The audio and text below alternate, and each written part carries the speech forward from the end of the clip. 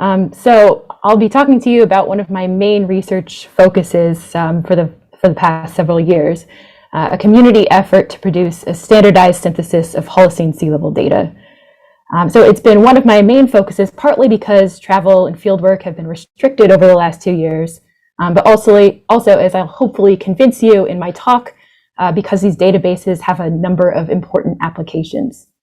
So first, given the broad audience at ASC and NTU, at EOS, I'll first talk about how we reconstruct relative sea level from geological archives and the importance of standardized databases.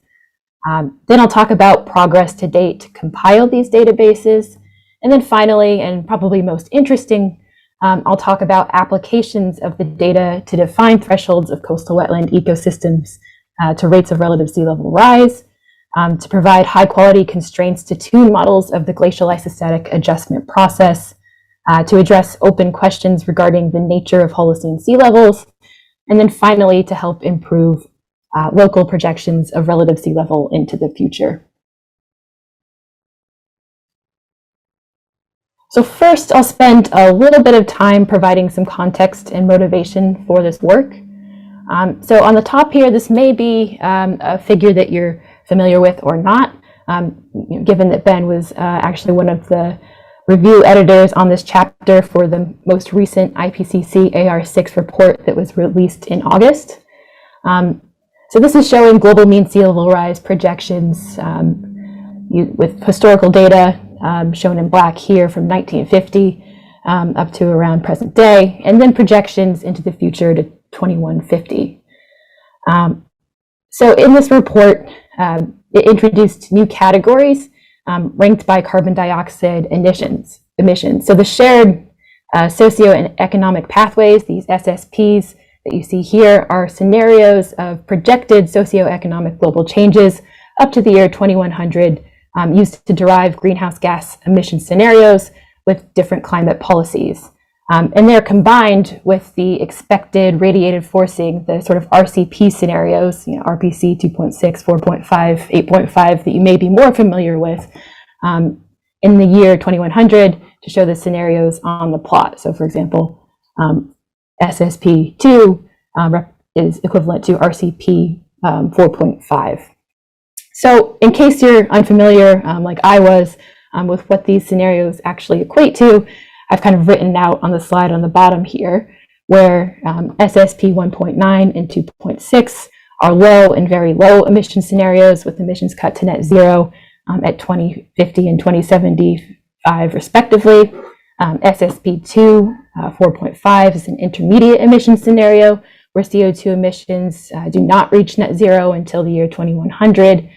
And then we have SSP 3, 7.0, and SSP 5, 8.5, and they represent high and very high greenhouse gas emissions, where CO2 emissions double by 2100 in the former case, and triple by 2075 in the latter case.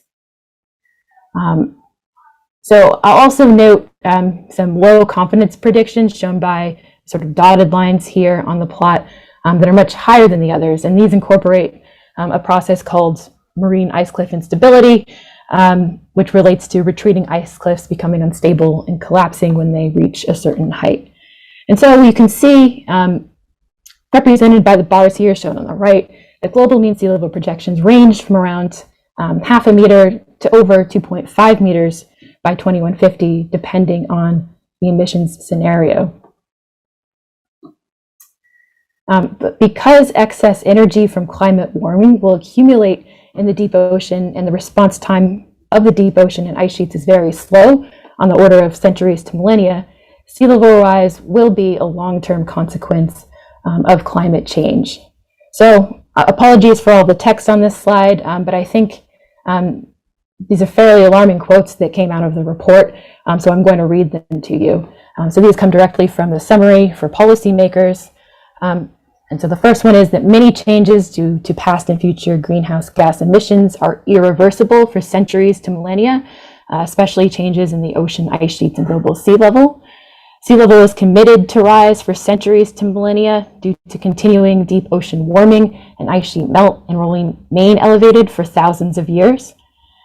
And then finally, over the next 2,000 years, global mean sea level rise will be about 2 to 3 meters if warming is limited to 1.5 degrees Celsius, 2 to 6 meters if limited to 2 degrees Celsius, and up to 19 to 22 meters with 5 degrees C of warming. And it will continue to rise over the subsequent millennia.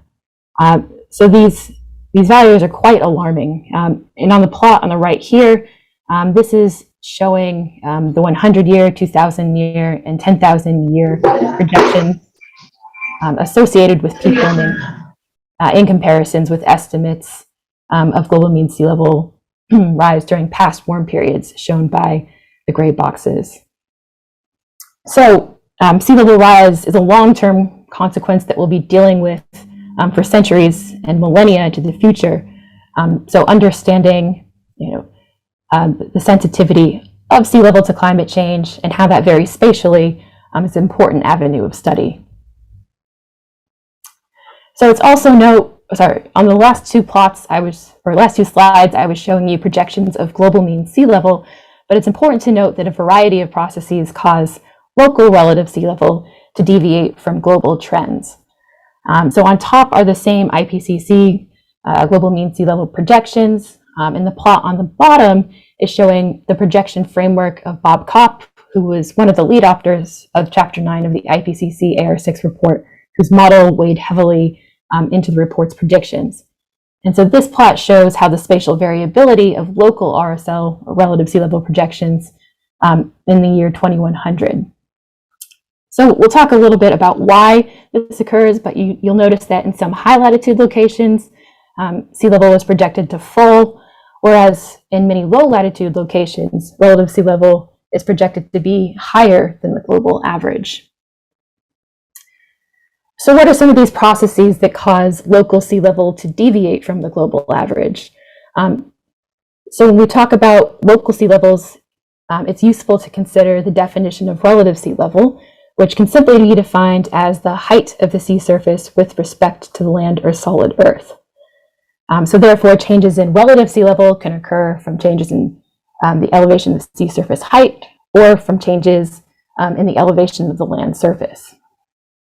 So the local relative sea level change can be described, especially over Holocene timescales that I'll talk to you about today, as the sum of the contribution of different processes, including eustatic or sea level equivalent inputs that are related to mass transfers between the ocean and ice sheets, or thermosteric effects, from static equilibrium, which is essentially the fingerprinting signal or the redistribution of ocean masses from gravity-driven effects, from ocean circulation changes and interaction with the atmosphere, from changes in land level from a process called glacial isostatic adjustment, which I'll explain more on the next slide, as well as tectonic vertical motion, and then finally some local scale factors, which include sediment compaction or consolidation, or past ranges in tidal range. So each of these processes act over different spatial scales and operate over timescales from minutes to millions of years, which in turn can drive changes in relative sea level from centimeters to hundreds of meters. So on top on this diagram here are listed processes that influence relative sea level change. So in blue, we have processes associated with ocean volume and ocean dynamic changes. In gray, we have short and long-term processes associated with glacial isostatic adjustment. In green, compaction-related processes, and then in red, tectonics and deep earth processes.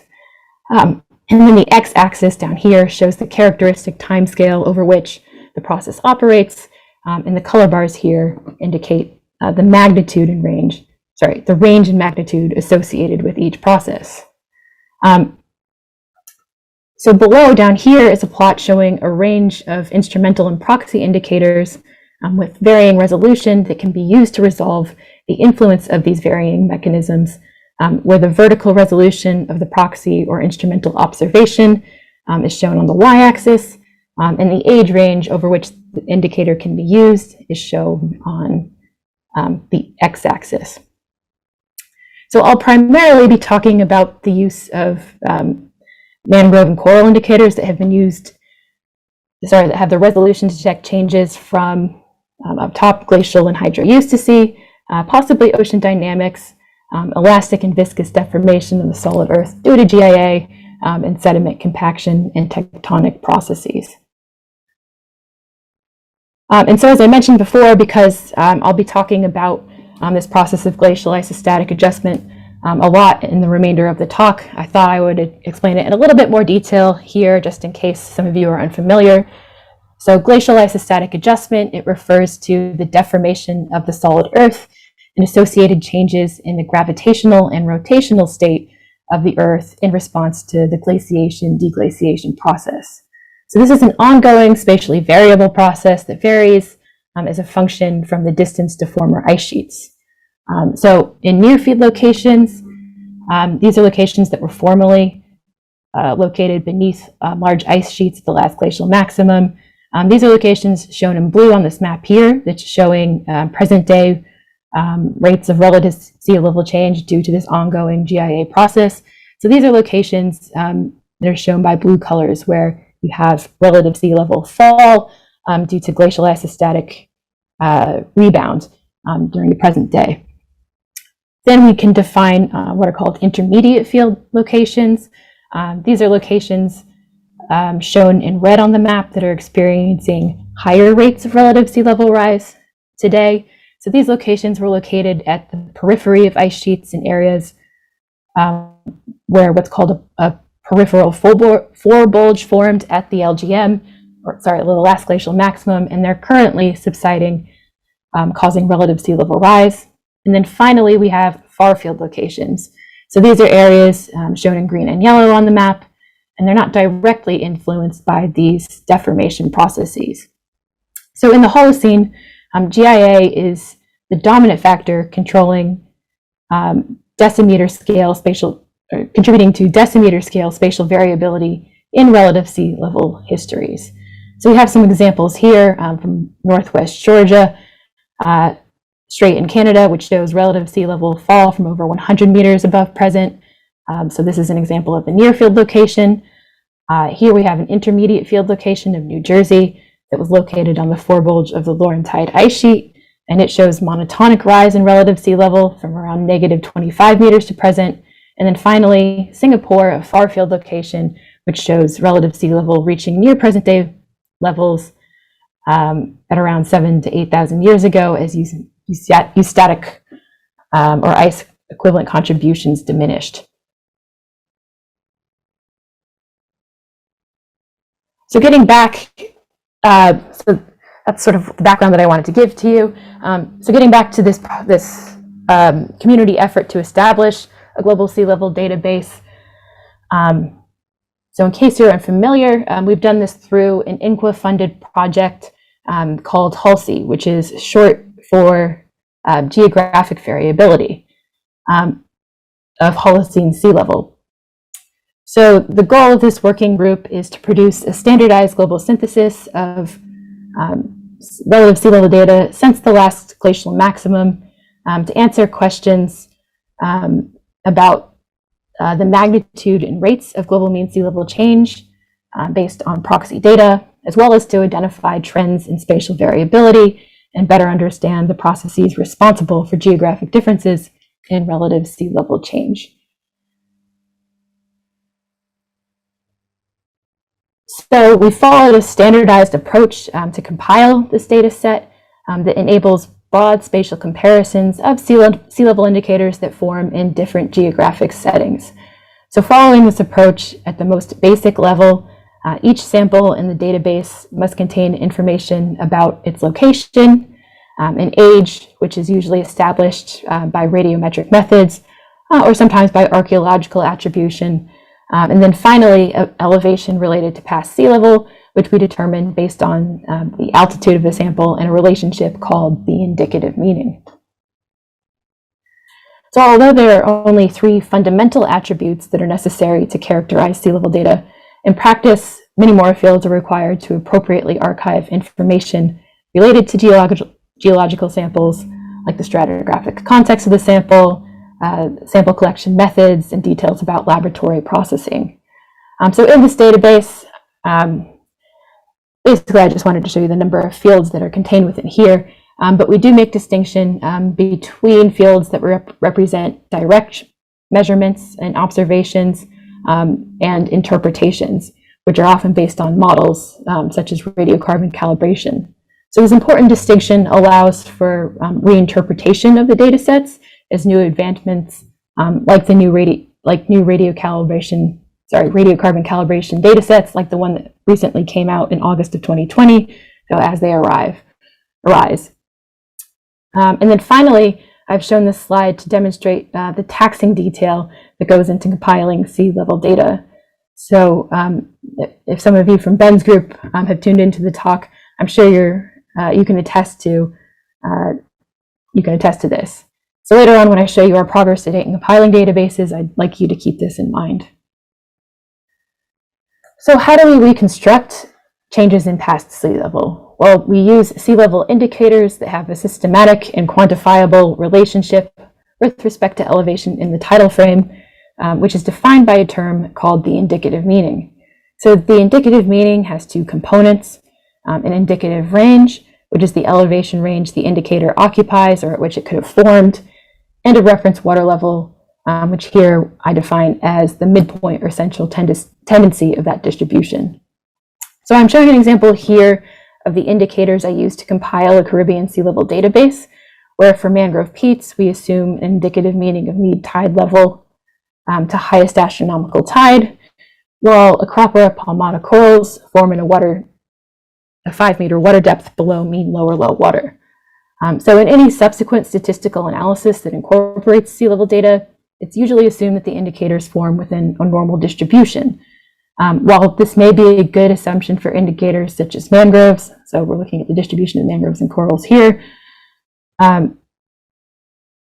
So for indicators such as mangroves, the distribution of which is primarily controlled by tidal inundation, this may be a poor assumption for coral indicators.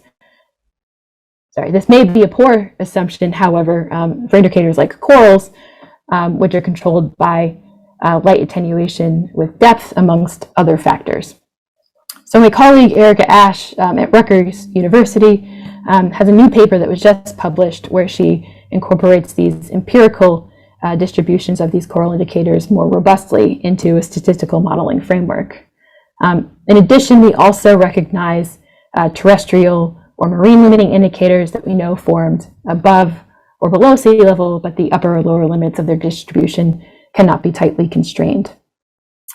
So once you define the indicative meaning of your samples, you can produce what are called sea level index points.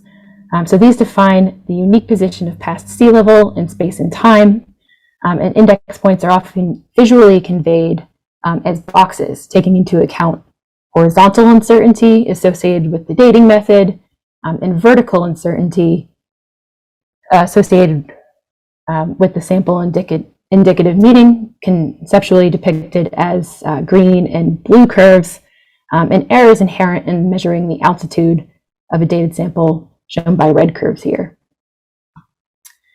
So to determine the position of former sea level, we subtract the reference water level of the sample from its altitude in a core.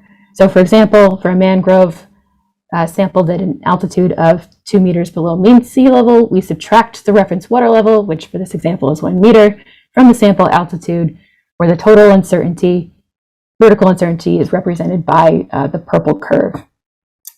And finally, marine and terrestrial limiting data points, which are shown by blue and green arrows respectively, provide a lower and upper constraint on the past position of sea level.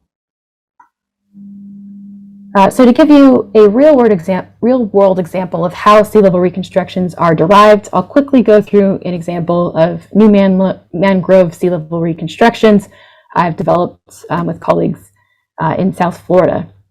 So we determined the indicative meaning of our mangrove peat indicators in 2 ways. First, we conducted more traditional site-level surveys at 5 sites from nearby our coring sites at Swan and Snipe Key, shown up here. At each site, we surveyed transects through elevational and ecological gradients from low elevation seagrass beds to the highest point across the mangrove islands. And we recorded the lithology at each sampling point to define the elevation range of peat-forming mangroves. If you can imagine, trying to level through a mangrove is actually a very difficult endeavor. So believe it or not, there's actually someone standing behind an automatic level deep in the mangrove stand in this photo here. As a complementary approach, we also used a digital elevation model and land cover data sets from the Florida Everglades to increase the number of observations of the elevation distribution of mangroves over a broader area. The distribution is shown by the histogram at the bottom here, expressed in standardized water level units to take into account variations in tidal range across the Everglades. And it confirms our site level surveys that demonstrate that mangroves approximately form between mean tide level to highest astronomical tide and can be reasonably well approximated by a normal distribution. So at our two coring sites at Swan and Snipe Keys, we then took exploratory cores along a transect to understand the underlying stratigraphy at each site. We selected core SB10, shown here, to sample for further analysis because it provided the longest sequence of continuous mangrove peat, identified by the presence of mangrove roots, wood, and leaves throughout the core, and it had the potential to provide the longest record of past sea level change. So we then radiocarbon dated over 40 depths in the mangrove peat core, which, except for the base of the core, showed stratigraphic ordering. This was a pleasant surprise, given that mangrove archives are notoriously difficult to obtain accurate and precise chronologies from, and this is likely due to poor preservation of mangrove macrofossils, which tend to provide more accurate ages of the former sediment surface, as well as factors like bioturbation from root penetration or burrowing crabs in these environments. So it's likely we were successful in obtaining a robust chronology from the location of South Florida, which is in the periphery of the former Laurentide ice sheet, where subsidence of the proglacial floor bulge led to continued relative sea level rise during the mid to late Holocene, which created accommodation space for the burial and preservation of near continuous mangrove peat sequences. So this is in contrast to most low latitude locations where mangroves occur in the far field from past ice sheets. And here these locations experience little relative sea level rise or a mid-Holocene high stand. And so obtaining detailed relative sea level reconstructions from these locations can be difficult. If you look at the figure on the right-hand side here, we can produce a series of index points by subtracting the indicative meaning of peat-forming mangroves from the elevation of radiocarbon dates in the core and apply a time series error in variables integrated Gaussian process regression model to the index points to estimate the past position and rates of change through time. So an approach that's being taken to improve the resolution of reconstructions from continuous cores is to apply Bayesian age depth models that take advantage of prior knowledge of the age of a sample in a stratigraphic sequence assumed through the law of superposition.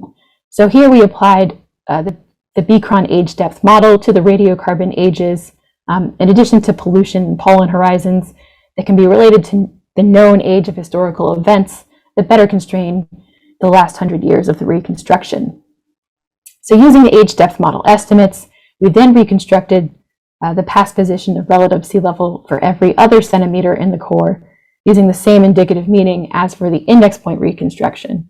And if we compare this to the index point reconstruction shown in yellow, we find that there are no significant differences between the estimated relative sea level and rates, but using the chronology from the age depth model improves the precision of the reconstruction.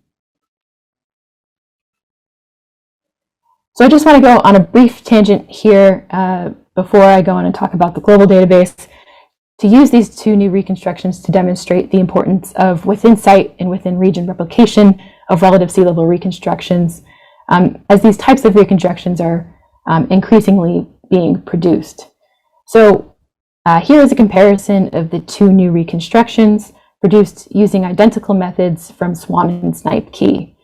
So in A up top here, this is showing GIA predictions from the ICE7G VM7 model pairing. And at both sites, so we have Snipe Key down here, Swan Key up here, they're predicted to experience similar influence from GIA.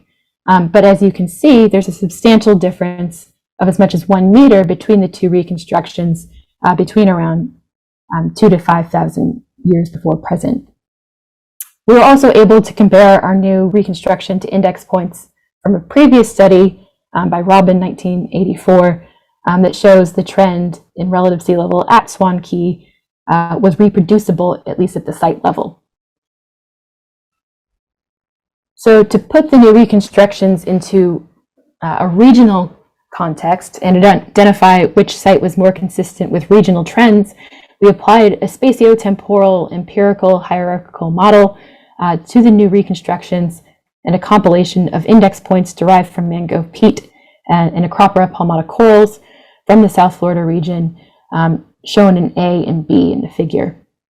So this hierarchical framework or statistical framework partitions data uncertainty and process variability, and the model that we applied here has 3 levels. A data level, which models the way different proxies record relative sea level with vertical and temporal noise. A process level, which distinguishes among relative sea level changes that are common across the spatial domain and those that are confined to smaller subregions or sites here. And here consists of 2 terms, a regional signal that's common across all sites in this region, and a local, essentially site-specific signal. So the regional is expressed by its R of t and the local signal L x of t, and a hyperparameter level, which characterizes our prior expectations about dominant spatial and temporal scales of variability. So D shows the modeling results, where we have the full model on the left panel, and then the decomposition of the signal into the common and local terms. Here's the common term and then the local terms from each of these sites or subregions. So this analysis demonstrates that Snipe Key was representative. Snipe Key is the purple curve here, was representative of regional scale trends, and that Swan Key, shown in the blue-green here, experienced relative sea level rise that included a substantial contribution from 1 or more local scale processes, which is unlikely to be sediment compaction based on geotechnical modeling of the cores, which I haven't shown you yet. My hunch is that Swan Key is impacted by very localized carbonate dissolution of the underlying limestone bedrock at the peat limestone interface, which effectively causes shallow subsidence at the site. So if Swan Key had been the only site in South Florida where we reconstructed relative sea level, it's likely that we would have incorrectly interpreted this relative sea level trend as a regional signal. And this demonstrates the potential pitfalls in the misattribution of trends to specific processes in the absence of within-region replication. It also highlights how investigating within core, within site, and within region replicability of relative sea level reconstructions is a constructive avenue for future research. So switching gears back now to the Halsey database, here's a map showing the spatial and temporal distribution of the database presented in a special issue in QS Quaternary Science Reviews that brought together regional databases to produce the first iteration of the global database. So looking at the distribution of the data, you can see that there's good temporal distribution shown in A and B here in the last 7,000 to 8,000 years, and very good spatial coverage. If we're looking at the spatial distribution now in C, and intermediate field areas on the periphery of former ice sheets, but there are many temporal gaps in the early Holocene and late Pleistocene data, as well as spatial gaps in data from near and far field locations. So some of these gaps in near field locations like the Baltic Sea, Scandinavia, Greenland, Antarctica, are being addressed by colleagues who are actively compiling databases or have publications that are nearing publication or under review. One gap that I don't believe anyone's working on, maybe not relevant to this audience, is in the Canadian Arctic. And I believe that some students in Ben's group are working on filling in some of these far field locations in the Pacific Islands. as well as locations across the Indian Ocean. Sorry. So lastly, I want to talk about some of the applications of the database. So these two plots here are showing the vertical uncertainties and the age uncertainties, as well as their distribution through time from the database.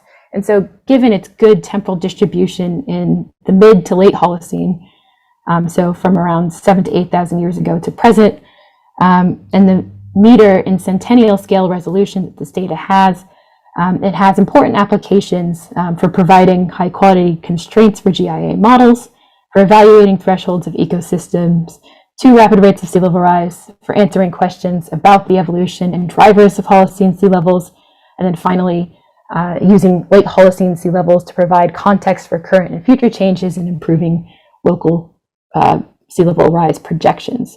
So I'll talk about each of these applications in a little bit of detail for the remainder of the talk. So there's been recent work using Holocene sea level databases to assess the response of marsh and mangrove ecosystems to persistent rates of rapid relative sea level rise.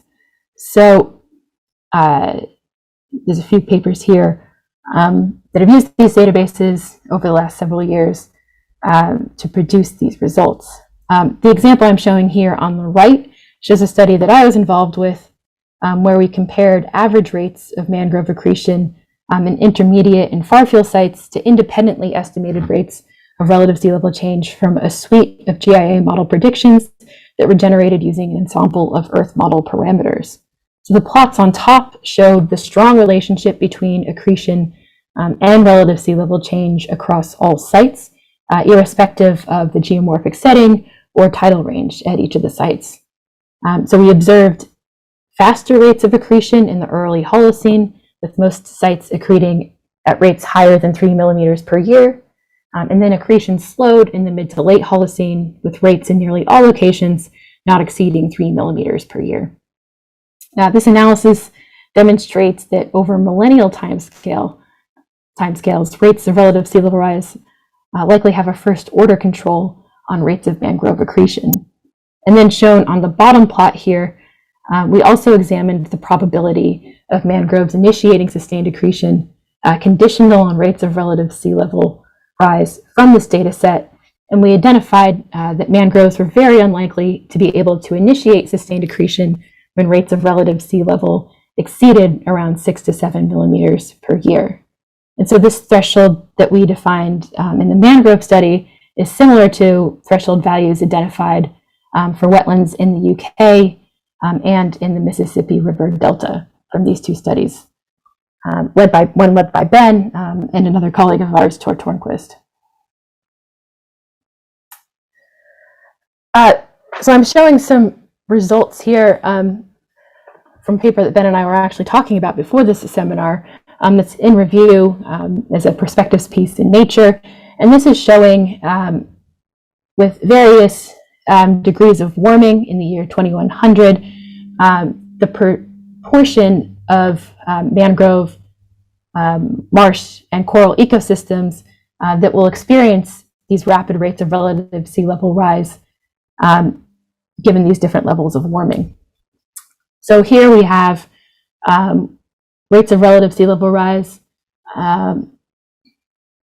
for different degrees, for 1.5 degrees C of warming, 2 degrees C of warming, 3, and then 4 in A, B, C, and D. And then the different rates of relative sea level change that can be expected along coastlines, shown by blue, green, and red dots, where blue dots show rates of relative sea level rise below 0 millimeters per year, green shows between 0 and 7, and red shows above that 7 millimeters per year threshold. And then down on the bottom here, this is showing the proportion in terms of area of salt marsh, mangrove, and coral reef environments that will experience these rates, these threshold rates greater than 7 millimeters per year, given different levels of warming. And so this These results are actually quite alarming. So many salt marsh and mangrove ecosystems, if warming is not kept below 2 or 3 degrees C, a high proportion of these environments will experience rates of relative sea level rise higher than this 7 millimeter per year threshold.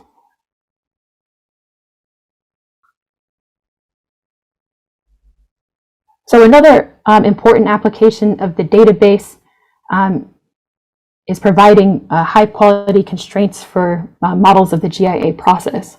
So models of the GIA process are important for a variety of reasons, some of which include correcting gravity, recovery, and climate experiment or GRACE satellite mission data used in assessments of ice mass and hydrological change, providing boundary conditions for global climate models, and also projecting spatial variability of future relative sea level rise. So relative sea level data provides an important constraint for GIA model tuning and validation. This figure here demonstrates the importance of maintaining and updating relative sea level databases. So the top left panel shows the data set from Hudson Bay in Canada. This is the center of the former Laurentide ice sheet that was used by Dick Peltier, who develops the ICE NG VMX series of GIA models that you'll see shown later on throughout this talk, to tune his model from over 20 years ago. And then on the right top panel shows a recent update of this data set by our colleague Matteo Vacchi and others. So you can see that the update provided new data, especially more precise index points. It also utilized the most recent radiocarbon calibration data sets, which changes chronological constraints. And then finally, given updates in analytical approaches to analyzing sea level data in the past 20 years, also allows for probabilistic analysis of past relative sea level and its rates of change, shown as the yellow curves in the bottom two panels. Another example of the importance of the high quality constraints that relative sea level data provide to GIA models, and particularly communication between modelers and researchers that generate sea level data, comes from the coastline of Venezuela as part of the Caribbean database that I recently compiled. So the plot on the left shows radiocarbon dated beach rock plotted as green crosses at this site from a database that Dick Peltier maintains. So if you compare GIA model predictions shown by the red and the black lines here to these data, you can see that they generally support the existence of a small 1 to 2 meter high stand along the Venezuelan coast. However, when I worked with Dick to reinterpret and update the data set from the site and the Circum-Caribbean region more broadly, we found that many of these dates come from coral fragments cemented within the beach rock that did not form in situ in the rock itself, and therefore provided unreliable ages of these features. So these reinterpreted data combined with additional mangrove peat data that I compiled provides a very different interpretation of the sea level evolution at this site. So this is shown on the right here, that does not support the existence of a high stand. And again, it highlights the importance of the quality and reliability of the data used to tune GIA models. So these databases can also be used to address open questions regarding Holocene sea levels. So while millennial and meter scale spatial variability is well known throughout the Holocene, perhaps with the exception of the early Holocene, there are still open questions about which ice sheets contributed to early Holocene global mean sea level rise, and the nature of this rise.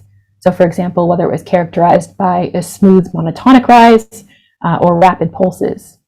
So given the sparsity of the data in the Holocene database during the early Holocene, which we looked at on the previous slide, it's unlikely that we'll be able to answer questions about the early Holocene, and collection of new data is needed. However, the database does lend itself to answering unresolved questions about global mean sea level during the mid to late Holocene. So most estimates of global mean sea level during this time period come from ice volume equivalent functions of ice loading histories of GIA models, and some methods that have been used or applied to common era and last interglacial estimates of a global signal are absent during this time period. So these estimates could provide important evidence in the debate around what has been termed the mid-Holocene temperature conundrum. So this describes the discrepancies between temperature predictions from global climate models that suggest lower temperatures than pre-industrial values, and temperature reconstructions from proxy data that suggest elevated temperatures during the mid-Holocene, which is a period of time where CO2 was lower than pre-industrial levels. So although recent studies published over the last year suggest that seasonal bias in the temperature proxies, rather than oversensitivity of climate models to CO2 forcing, may explain this discrepancy, evidence suggesting whether global mean sea level was lower or higher than present during the mid-Holocene could provide important information to this debate. Furthermore, there are still discrepancies among ice models about when ice equivalent contributions ceased in the mid to late Holocene, with some models placing this timing at around 6,000 years ago. So we can see that on this graph here, and others estimating a continued contribution from Antarctica or mountain glaciers until around 2,000 years ago.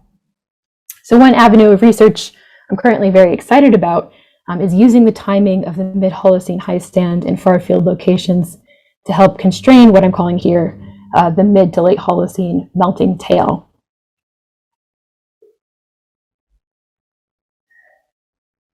So it's long been known that in far field locations, the timing and the amplitude of the mid-Holocene high stand is sensitive to both the rheology of the solid Earth, as well as changes in the timing of ice sheet contributions to global mean sea level rise.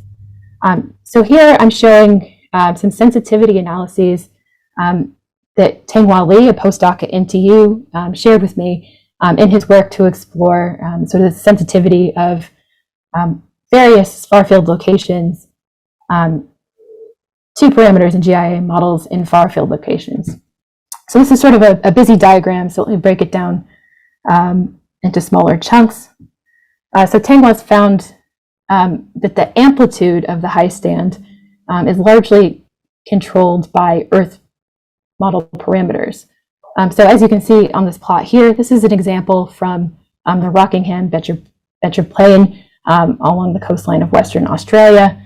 And so as you can see on the plot here, changes in the upper and lower mantle viscosities or the inclusion of 3D Earth structure, they tend to shift the amplitudes of the GIA model predictions up or down, but not the timing of the changes.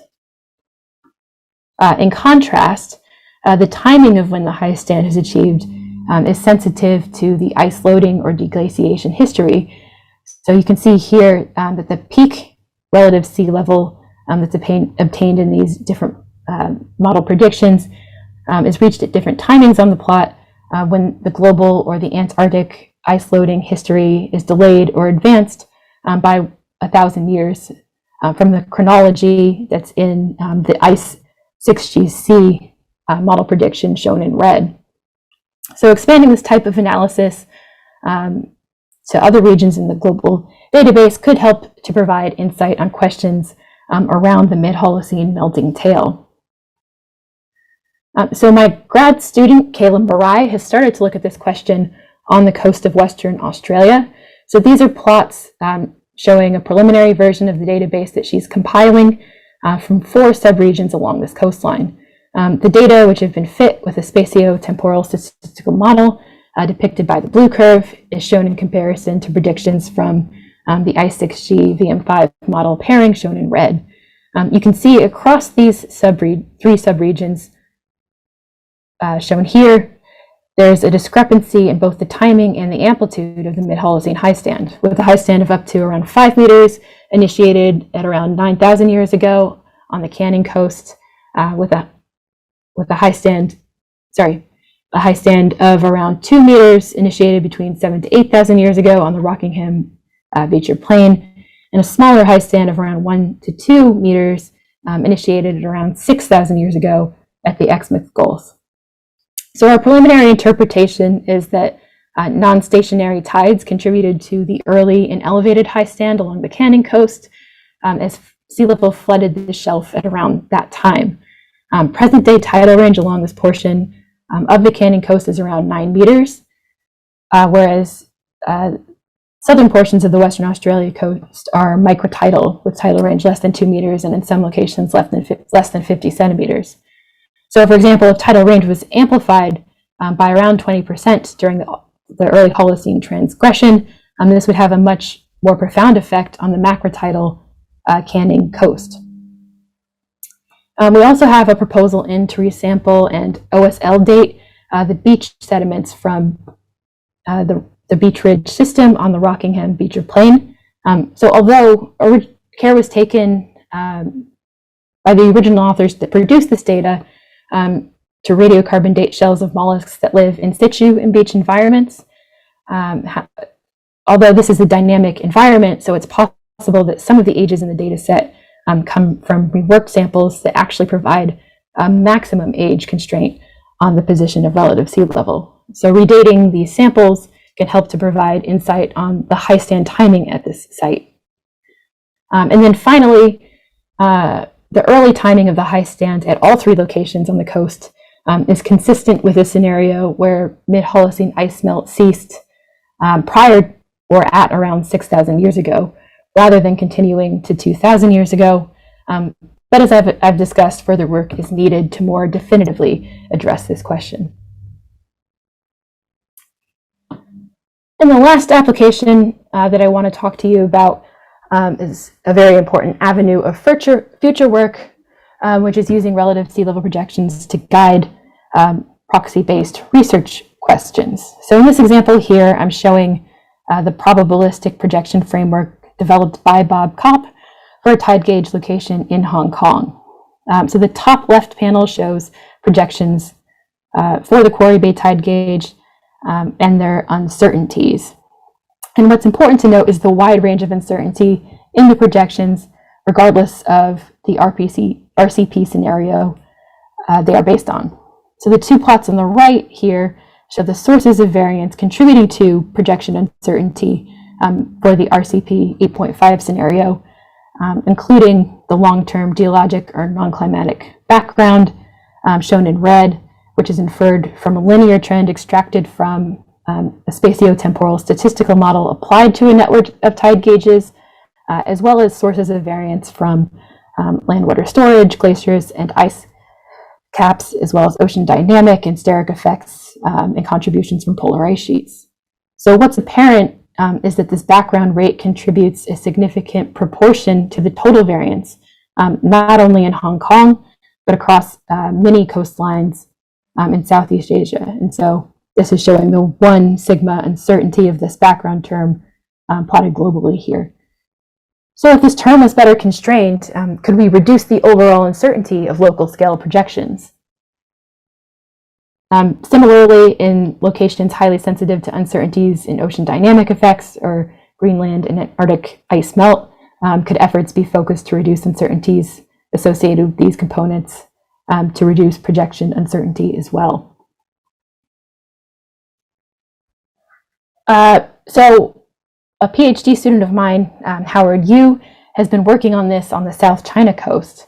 So he started work to reinterpret previously published data and is working to produce new relative sea level records of his own to fill in gaps in the late Holocene. So on this top plot here, this is showing a data set that was published in 2004. And then the bottom here, it's showing his reinterpretation of this data using the standardized framework that I described earlier on in the talk. And so he's actively working on, you can see him out coring in the field, filling in these temporal gaps here that we see in the mid to late Holocene. He has also worked on applying a spatiotemporal model to that 2004 version of the South China Coast database. And so this is showing the spatial variability in sea level at 4,000 years ago in comparison to GIA model predictions at this same time window. So again, this is preliminary work like Kayla's work in Western Australia.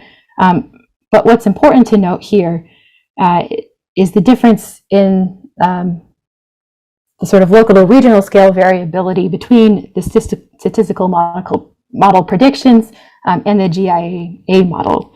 So the difference between these two plots suggests that this portion of the coastline, which doesn't contain a lot of tide gauges along it, is likely to experience substantial contributions from local scale processes that aren't incorporated in the local scale projection framework. So by perhaps incorporating rates of late Holocene sea level change into that projection framework, can we improve both the accuracy and the resolution or precision of relative sea level rise projections for the South China coast moving forward. So I apologize. I think I've gone a little bit over time, but lastly, I couldn't have done any of the work that I've shown in this talk without a great group of collaborators whom I've listed here. So that's all I've got for you. I'm happy to answer any questions.